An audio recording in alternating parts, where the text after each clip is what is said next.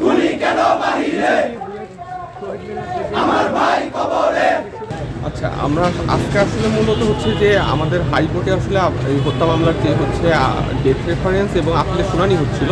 তো সেখানে আজকে হচ্ছে শেষ শুনানি ছিল। তো সেই শুনানির শুনানি যখন শেষ হবে আর কি, তো তখন আর কি হচ্ছে বিচারপতি আর কি জানতে চান যে হচ্ছে যেহেতু পাঁচজনের হচ্ছে আসামি পক্ষের আইনজীবীরা হচ্ছে কোনো যুক্তিতর্ক উপস্থাপন করে নাই, তারা করবে কিনা।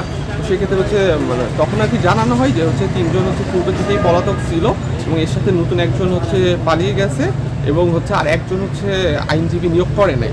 তো ওই ক্ষেত্রে ওইখান থেকে আমরা আসলে জানতে পারি যে হচ্ছে নতুন করে একজন 5 আগস্টের পরে হচ্ছে পালিয়ে গেছে এবং এরপরে আসলে আমরা কাইন্ড অফ জিনিসটা আসলে খুবই হতাশাজনক। কারণ মানে আমাদের এই নতুন বাংলাদেশে তো আমরা এটারই অপেক্ষা করতেছি যে কবে এই ধরনের মামলাগুলোর হচ্ছে রায় কার্যকর হবে। বাট তখন হঠাৎ করে শুনতেছি যে একজন আসামি হচ্ছে পালিয়ে গেছে, আবার তাও পালাইছে হচ্ছে আজ থেকে মানে 6 মাস 7 মাস আগে, আর আমরা এখন জানতে পারতেছি।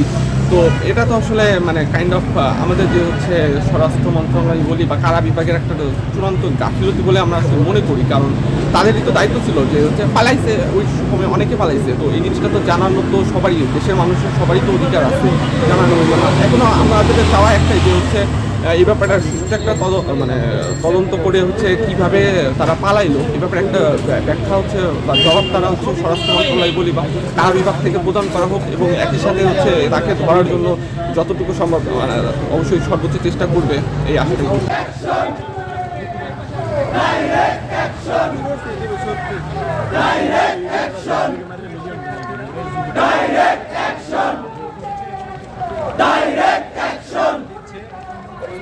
আমার ভাই কবরে গুলি কেন বাহিরে আমার ভাই কবরে আমার ভাই কবরে পিতা যেতে দেব না আমার ভাইয়ের রক্ত আরো দেব রক্ত ভেসে যাবে অন্যায় রক্তের বন্যায় জবাব চাই জবাব চাই জবাব চাই জবাব চাই জবাব চাই জবাব চাই জবাব চাই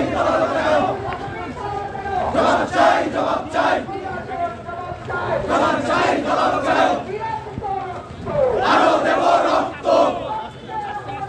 ভেসে যাবে অন্যায় রক্তের বন্যায় direct action direct action direct action ধৈর্য ওঠো আরেকবার আমার ভাই কবরে খুনিদের ফাঁসি চাই ফাঁসি ফাঁসি ফাঁসি চাই